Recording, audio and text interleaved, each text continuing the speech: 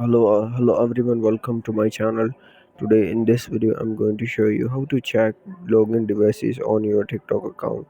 First of all, you have to open your TikTok profile and tap on top right three lines. After that, here you have to click on top right again setting icon. Here you can see you have to click on this setting icon.